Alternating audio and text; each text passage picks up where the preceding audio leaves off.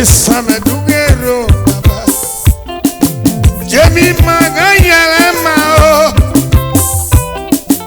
Yemi magaya lema Iu esa gaya lema Soni ade Yoruba ki Oya Yoruba Oya Yoruba Oya Yoruba Aye fela uwi lora ki o Oya Yoruba Oya Yoruba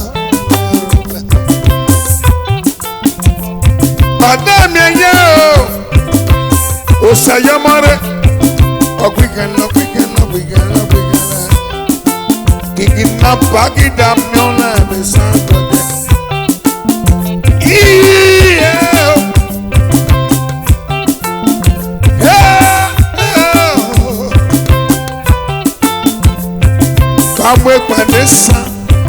Kamwe kwanesa Igo nara timizabesa Wawo naira Olara tiema Sisi Olara tiema Bayatalo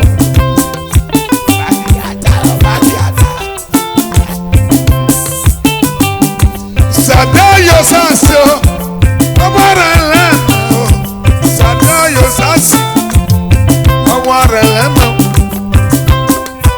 Okpa tepe Ekbale ganye Okpa tepe Ekbale ganye Okpa tepe Ekbale ganye Okpa tepe Iye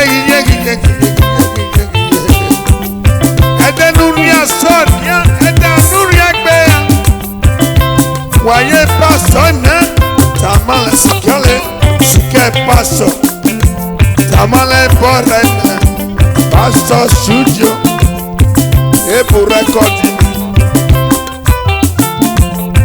He will rectify everything. Don't tell others. Irayi Amen.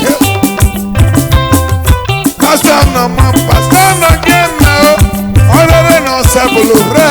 Orere no sebulure. Sadayi pastor Adami life on station. Pastors Ebe fuere. Sadayi riona pastor no riona. Sadayi where you. The Holy Ghost are looking them. That they land. That they land. That they land. That they land. That they land. That they land. That they land. That they land. That they land. That they land. That they land. Akubeyala. Pastor is the answer. Anuwamabe pastor is the answer.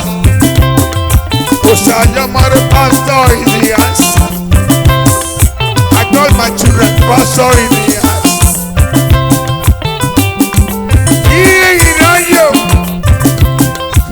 They never sabi.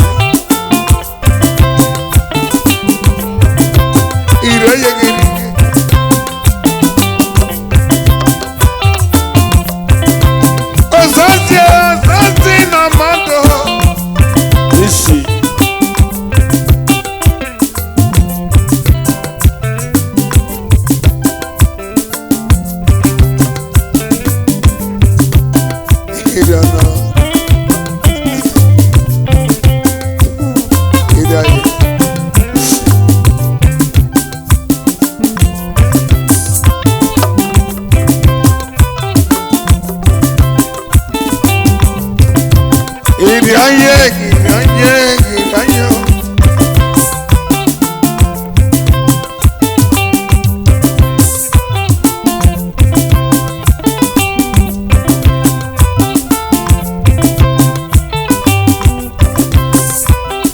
The spirit. Pastor Nogyo.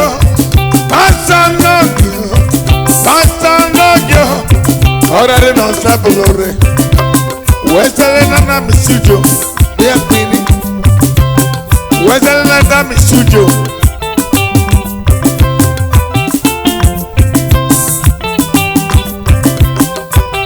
Number one, pastor is the answer.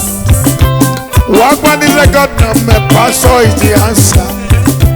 Walk on the payment, pastor is the answer. Walk on the payment, pastor is the answer. Pastor,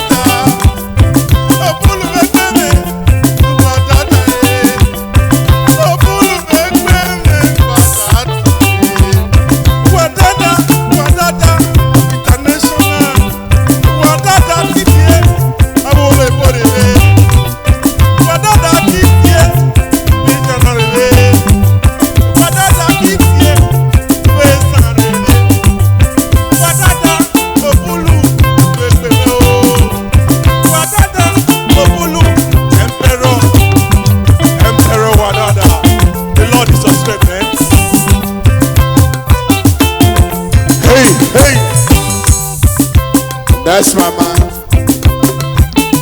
That's his picture over here. My brother that I love. He said, Lord, I can't sleep in this house. He said, Father, I cannot proud for any musician. He know himself, everybody. The money when he get, we don't get him. But he makes sure everybody is okay.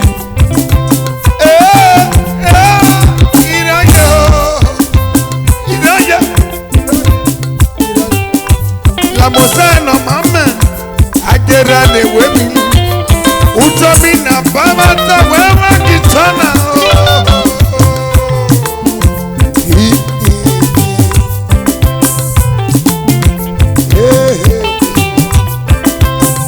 passion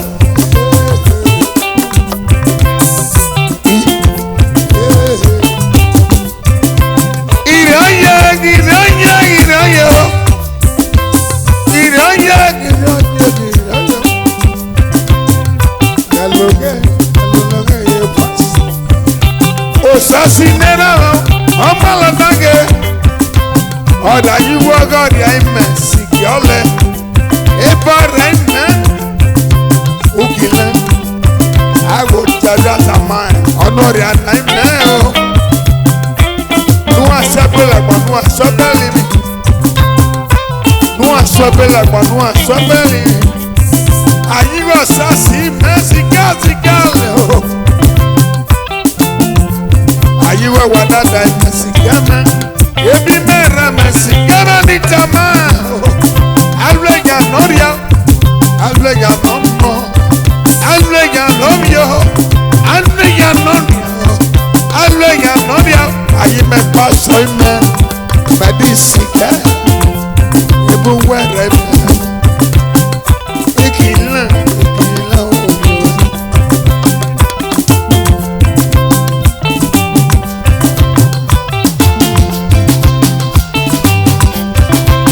Oko na pape pastor love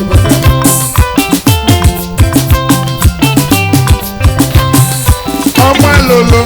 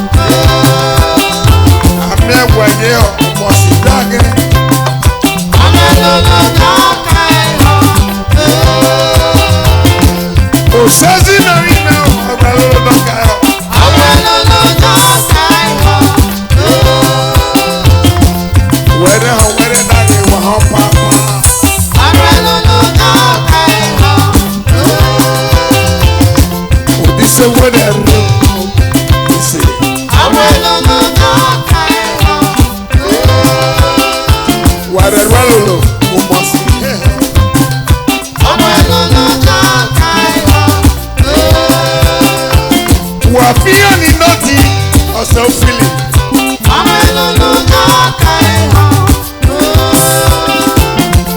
Wàfíà ni lóde ọ̀sán fìlì.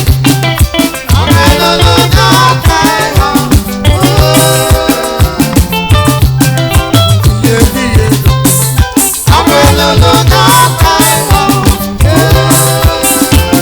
Wàfíà ni lóde. If you hunt for that, àyà oúnjẹ ọ̀ láti sí.